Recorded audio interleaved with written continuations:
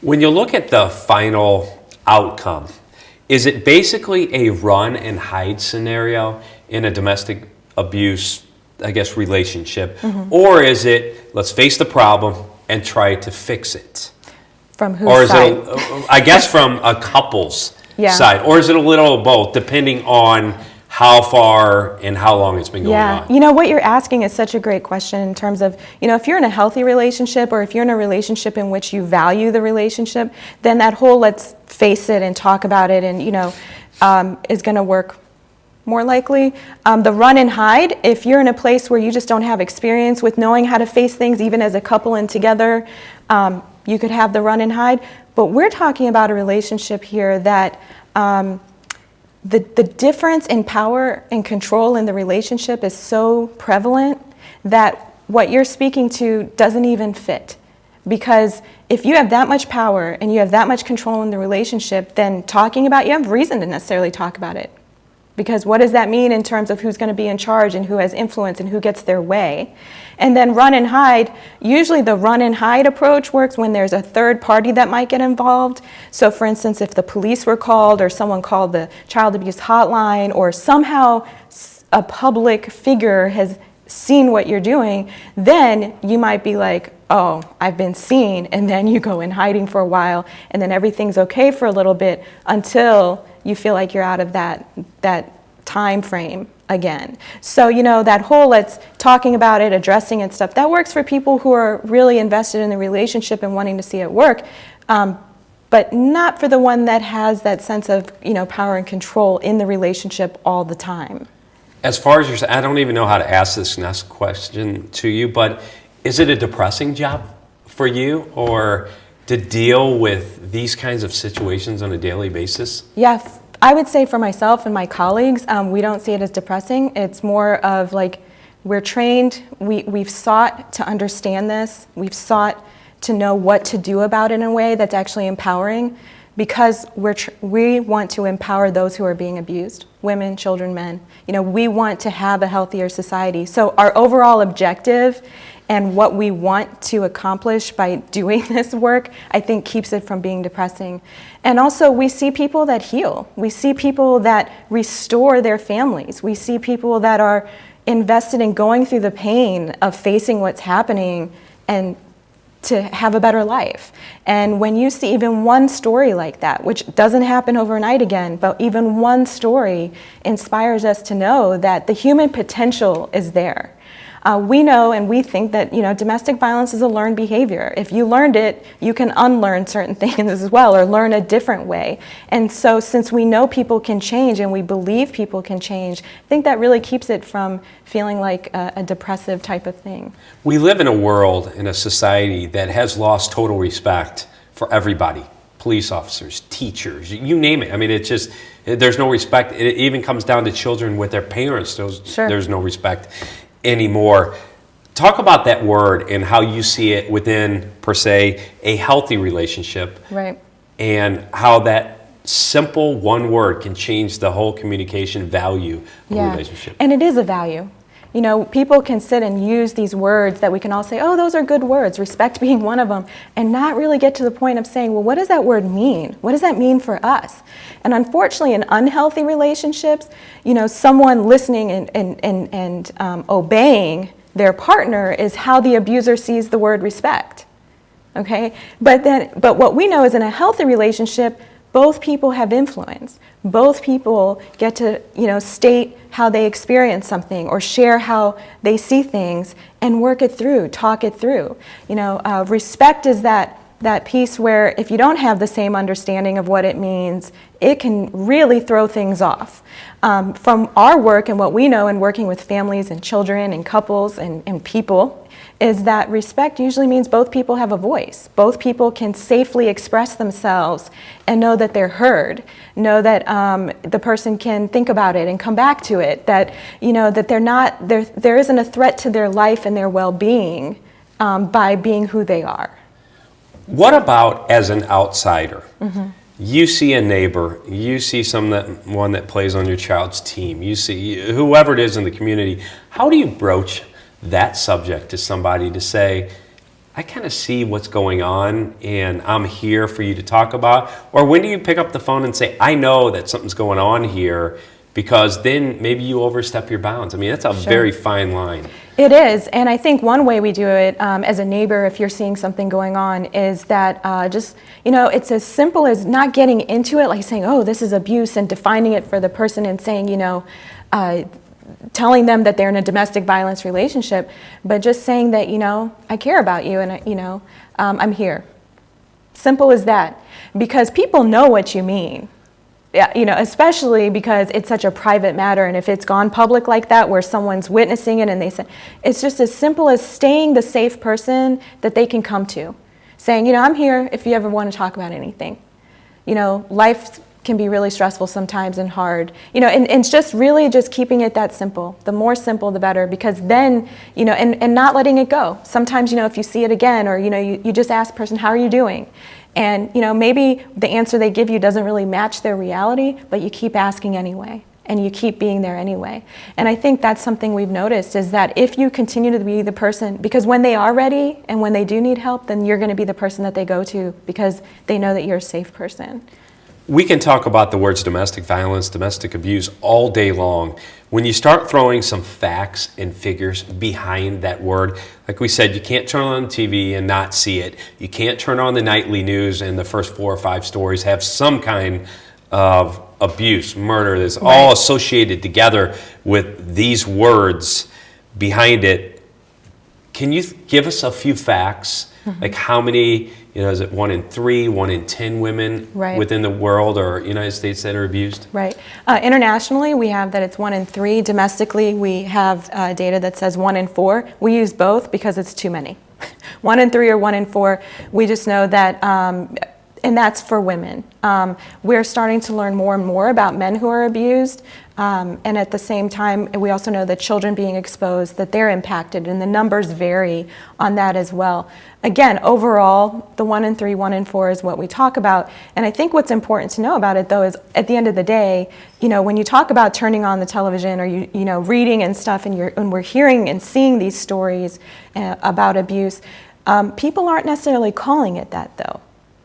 We see these stories about 2 partners or a spouse, and they're not calling it domestic violence. They're not saying it's domestic abuse.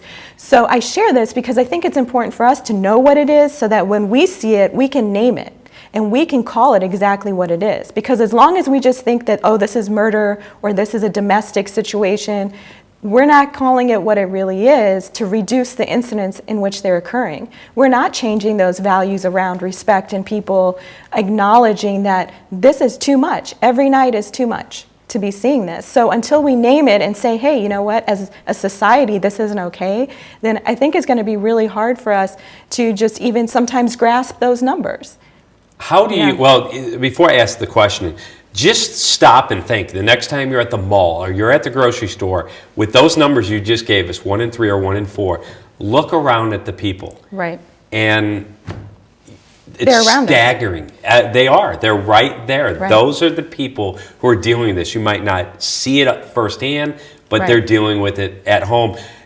What would you say as a parent to talk to your children about something like this? When do you do it? How do you do it? How do you even bring it up? If you have a healthy relationship and your kids aren't exposed to it, do you bring it up to them? Sure. Yeah, I don't know if you have to bring it up in terms of like defining it and saying this is domestic abuse or what have you. In a healthy home and in a healthy family, I think it's reinforcing those things that are going well. Like if your kids are communicating, making sure that we acknowledge it and we reinforce the behaviors that we want to see happen. Time and again, in homes in which there is abuse, we have parents who say, or especially the person who's being abused, saying, I don't want my kids to go through this. I don't want them to be in an abusive relationship. And if their kids are, starting to move towards dating years, the prevalence of teen dating violence has, gone up over time as well. We have more teens that are in relationships that are abusive as well. And so we need to talk about it. we need to be talking about what is a healthy relationship. What is a safe relationship? What should you expect from a relationship? So that if you know that, if you have that clarity, then as you're going through, we all have to learn in a certain way, but if you have an idea of what it is, then you can know what to expect and what to ask for in a relationship as well. So we're more into talking about it's good, whether it's, in a healthy, unhealthy. Overall, the more that we take away the silence that's behind abuse and we talk about it in a way, even if it's third party, if it's you can't talk about what you're going through, but you can say, hey, look what's happening in this show. What do you think of that? What happened in that movie? What do you think about this, famous person who did this? And, having those discussions, even if it can't be about you, about what's happening around us. We think that's really important to, again, name it and call it as it is.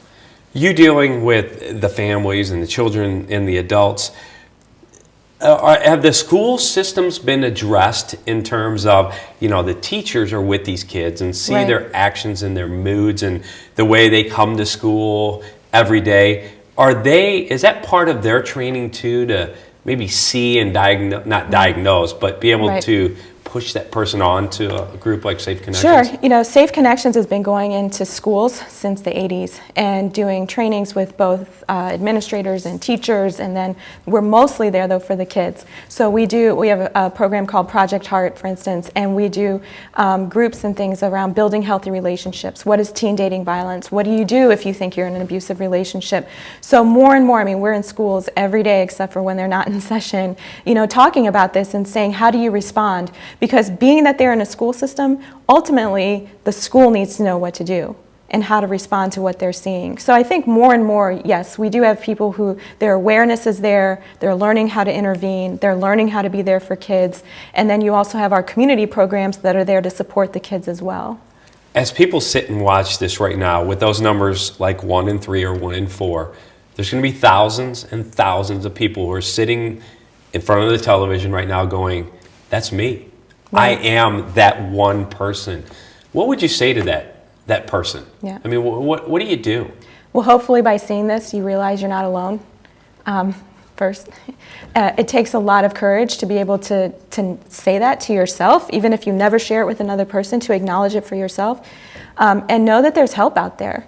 There's organizations like Safe Connections, no matter what city you're in this country. Even in rural communities, they can reach out, and there's someone in their state that is working on this issue. There's someone there that wants to be there if you are ready for them to be there with you. And I think the big thing is knowing that you're not alone in this and that help is available. I think one concept that a lot of people fear so much is that they've wrapped their whole life around their family, their husband, their kids, Absolutely. their house. The finances are tied together. Your furniture, you name it, you could go just down the list. Sure. And when you open that door and maybe somebody else comes in and starts probing into your stuff, to close that door and walk away, it just seems like a separation of so much stuff. And I think that's why people are so afraid to call. Yeah, and the thing is, the objective of seeking help isn't to, tear the family apart. I think that's a big myth that's out there. Seeking help doesn't mean that you have to separate all those things and as you probe into everything. We meet people where they are and we talk and address things as they're ready to. It's not all going to happen overnight, like I said. It's not all going to get fixed overnight. But it takes one step to say, wait, what's going on here and how can I make it better? And whoever's experiencing this, they are the ones that are going to determine what steps they take and what they're ready for and what they're not ready for. And yeah, it can be messy, it can be complicated. The big thing for us is that if you reach out, we want to make sure you're safe. We want to make sure that there isn't a threat to your life right now. Because unfortunately, we like I mentioned earlier, we are still losing people. We are losing women and children to domestic violence. And so knowing that, we want to make sure you're safe, and then we plan from there. If you want to keep your family together, if you're trying to figure these things out, you get to determine how you want to address what's happening. We're just here to help you guide the things that you might need to consider. And we have about 1 minute left, but it's one of those situations where a lot of people think, well, it'll get better, it'll get better. If it's at that situation where you're actually thinking about it, it's probably never going to get better. If at best it'll stay the same, Right. it's probably only going to get Right. worse. Nothing can get better until you try to do something about it. You know, just knowing it is one thing, but taking action is another. So, you know, do we have evidence that it's getting better? And if we don't, then what do we need to do to move in that direction? We've been putting the website and the phone number out throughout the show as we wrap things up here today. Once again, Sandra, go ahead and give out the phone number and website for everybody. Our phone number for our crisis helpline is 314-531-2003, and our website is safeconnections.org. Sounds good. Sandra, thank you so much for Thank your time. you. We appreciate it here on the show. Once again, safeconnections.org, 314-531-2003 for any more information. Thank you for your time. Happy holidays, and thanks for watching us tonight here on News 20 on GTN. We'll see you tomorrow night. Have a good one.